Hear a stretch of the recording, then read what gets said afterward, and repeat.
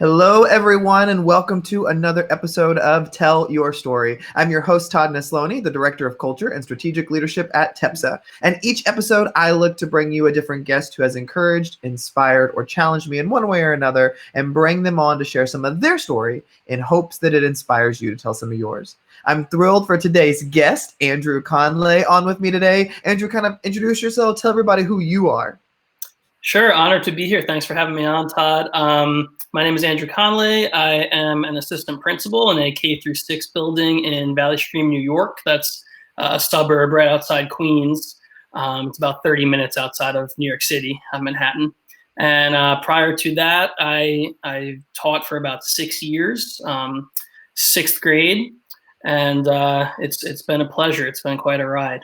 Awesome. Well, I'm excited to chat today, Andrew. So, the first place I always love to start with people is your childhood. When you were a kid, thinking about what you wanted to be when you grow up, was educator on that idea list, or like, what did you want to be when you were a kid? Educator was not on the ideal list. No, I came from a pretty athletic background, so I was one of those, I guess, stereotypical active boys that it was just sports, and more sports. Kind of traveled the country from a young age playing high level of soccer.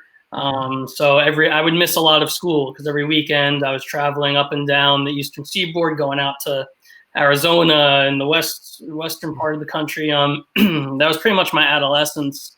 And what happened, Todd, was I got recruited to play national ranked D1 college soccer. Wow. And then what happened was once the injuries started to accumulate and the wheels started to come off of the career, as an athlete, you start asking yourself, what am I going to do with my life here? Because the cup of coffee with the pros is kind of running dry here. So I did what every kind of former athlete does. You start to coach kids teams. And I started to realize that, I really liked spending time with the kids. I really liked helping to transform their athletic play and things like that. And I have 3 older sisters, 2 of which are teachers, and they kind of were like, you know what, you seem kind of adept at this, working with kids. I want to go back to school, because originally my undergrad was in accounting. Because that was just one of the things that they told us athletes, like, listen, this is a steady industry. Even though I had no passion towards it. Right. So I went back to get my master's in elementary education, grades 1 through 6. And then things kind of just started falling into place. And it was one of those things where the old adage was true for me, like the profession kind of found me. I didn't really find it. And pretty much the story there, yeah. Now, were you drawn the whole time to middle school aged kids, or how did that happen, that grade band? It's funny. Actually, I did my student teaching in the 2 parts. The first part was in 1st grade, and the second part was in 5th grade. I really loved the 5th grade scenario in which I was placed. And so when I was kind of interviewing for jobs, this lottery pick charter school kind of picked me up. And I was under the impression I was going to go right in as a 5th grade teacher, because that's what I did my demonstration lesson in. And they told me in the pre-courses of August of our summer school, you're going to teach 6th grade. And I was kind of bummed about it, because I really liked the 5th grade curriculum, and I had a good grasp on it. And 6th grade kind of made me nervous, but it was the perfect grade for me. And it's just funny, referencing my childhood, 6th grade was such a transformative year for me personally. And then for it to come full circle to then serve the community in that capacity as a teacher, looking back, it's very strange how things work out like that, Yeah. It's always cool, those little bright spots you see where you're like, oh my goodness, this totally came full circle now. Well, at some point, Andrew, you decide that administration's also in your path. When did that inkling that might be something that you might want to do? So again, kind of thrown into it.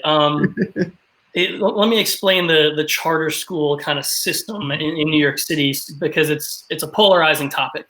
And there's many forms of them. So the one in which I was placed was called the no excuses, high needs lottery pick. So you get populations comparable to public school, and you kind of can do things your way, because even though it's standards aligned and you're within the rights of the state mandates and things like that, you can pretty much do whatever you want to do to service the community there.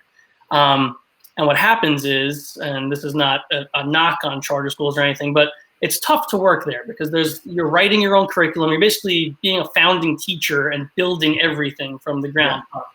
So there's a lot of teacher turnover because it's tough.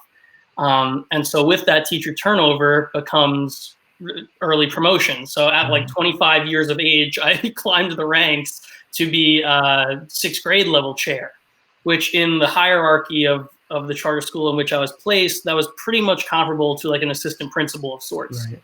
And I was able to have, one of the great things about working at a charter school was the professional development opportunities were not, short in opportunity. And I was able to go to ASCD conferences and kind of go across the country and fly and do all this. And it really showed me, you know what, I think I want to effectuate change outside of my classroom because I think I could be, more powerful for kids that way.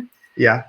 So that's how kind of I was like thrust in. I got that first taste of it. And then I came to my new school, which I'm currently still serving. I taught for a few more years, and I was able to get my certification and really solidify, like, this is what I want to do. I think I want to help kids in a different capacity.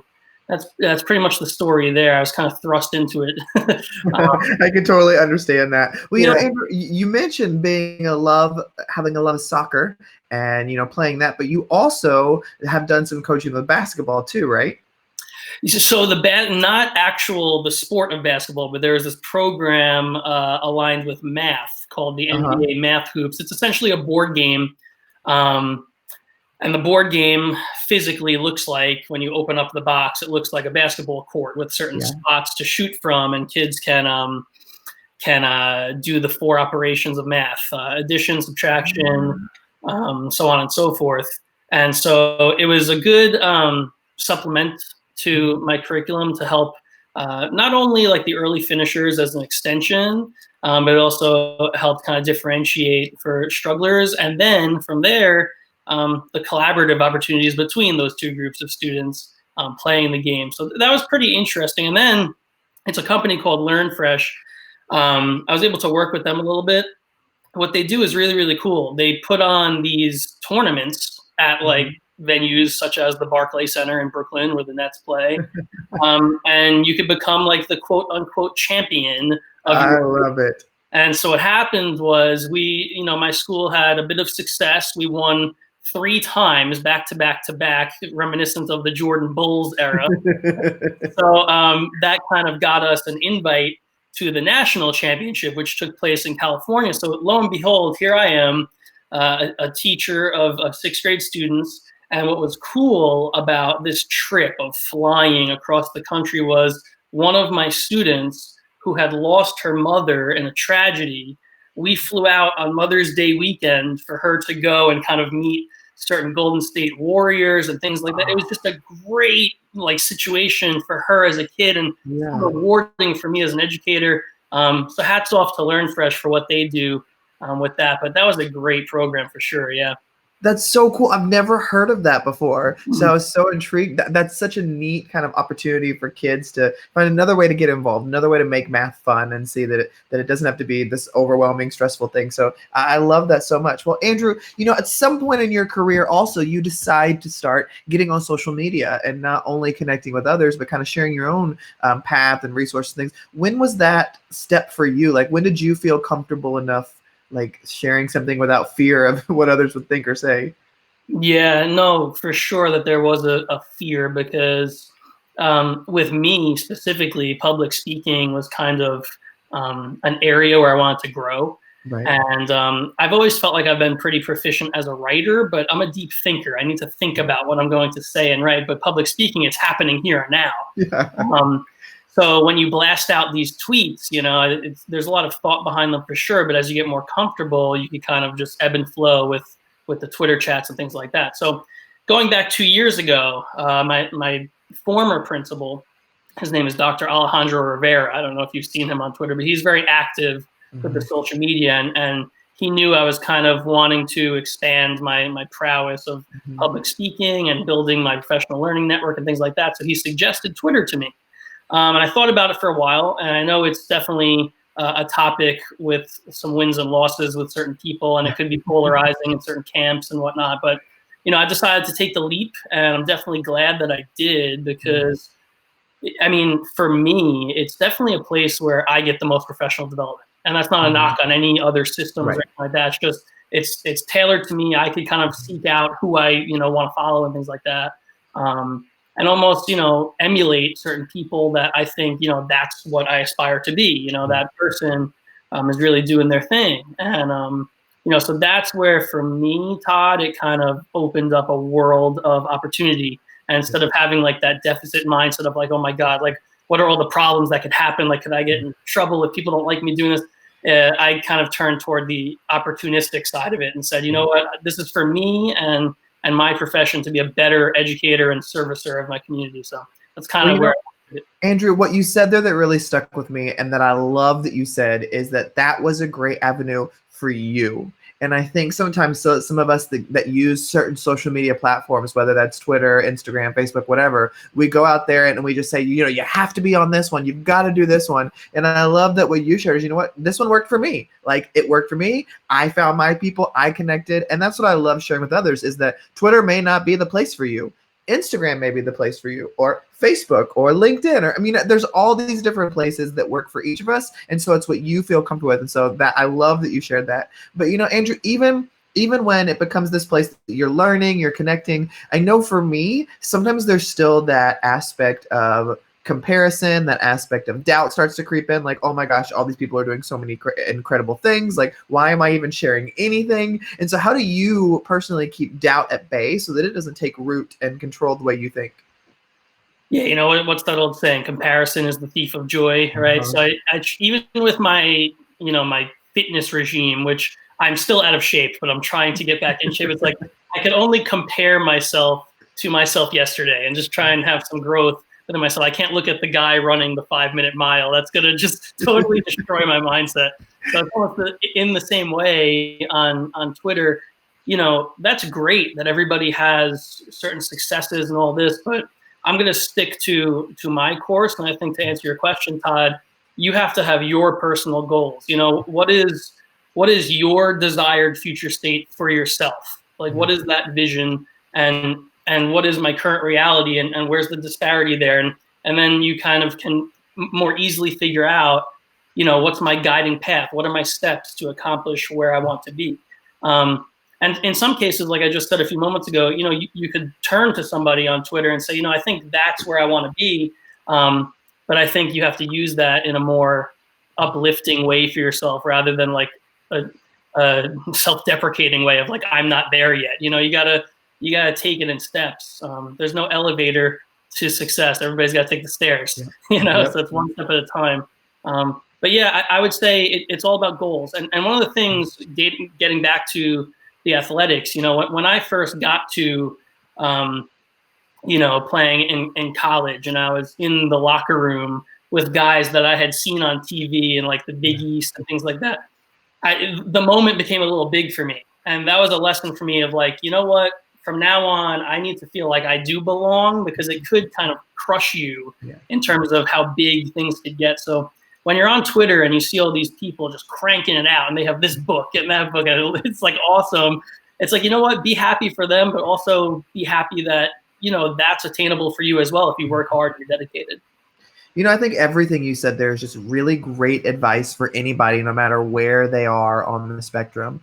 So I really appreciate your thoughts there. Well, Andrew, when you reflect on your own life and your own path, and you think about all the joys, the successes, the trials, everything you've been through, and you just really look back, what is one instance that you reflect on and think, that was pretty instrumental into creating the man we see today? It's funny because maybe a few years ago, I wouldn't have had a moment, but I know exactly the moment now.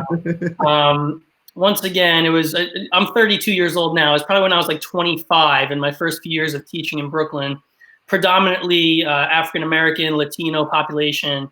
And I had a great relationship with one of my classes, which kind of set the tone for how I would be as a teacher moving forward. And I was having a conversation with one of my kids, and he was African-American. And we were talking about how, anyone from anywhere can do anything if you just work hard enough, and all of those cliches, right? Mm-hmm. And he said pretty candidly, he's like, but I can't be like you because I don't look like you. Mm. And I was like, my goodness. And that hit me like a ton of bricks. And I started to realize, because within that conversation, we happened to be talking about comic book heroes, Superman, Batman, the Green Lantern. I mean, all of them have a specific designation of race, color, creed, whatever. And it hit me very hard. And so from that moment forward, I started to realize, cultural responsiveness and equity, and these aren't just buzzwords. These are like a lifestyle that you have to live as a teacher. And it kind of helped me to create that like empathetic tone in my classroom. So that was the moment, to answer your question, where it kind of changed me as an educator forever. Not that I didn't have those sensitivities or things prior to, but it just highlighted it to me more so, 100%. And I love that you share that, because I've shared before previously on this series of my own my own experience, very similarly to you, when a kid makes a comment that makes you just step back and go, wow, like I can be doing better. I could be showing more variety. I could really just reflect on my own things that I'm bringing to the table and see how I can make them bigger and more inclusive. And so I love that you share that, because I think, for many of us, when that moment does happen, it is really pivotal, because it changes the way we think, the way we talk, the way we plan. And so I love that you share that. Well, Andrew, when you reflect on the people who are important in your life and have played a role into your own transformation, who's somebody outside of family that is really been really instrumental into your own growth? Oh, that's a great question. Outside of family. Yeah, because we don't want to offend any family members here when you only mention one. That's very true. I would say that there were certain soccer coaches as well as classroom teachers that definitely were instrumental. But I'll go back to one soccer coach in particular who, it's funny, I didn't really have a lengthy experience with him. I played on this team for a very short amount of time, but this one thing he said has always stuck with me. Now, I was a pretty good player, and in one game, rather it was a practice. In one practice, I took a shot, and the shot hit the crossbar, ricocheted. It was like a big whoa moment, like, oh, wow, like sparks flying, and all my teammates were like, great shot, this and that. And the coach stopped the whole practice, and he goes, that was not a great shot. Great shots go in. That was a good effort, but great shots go in. And you know what? It really set the tone for me in terms of like what excellence is and separating efforts from results.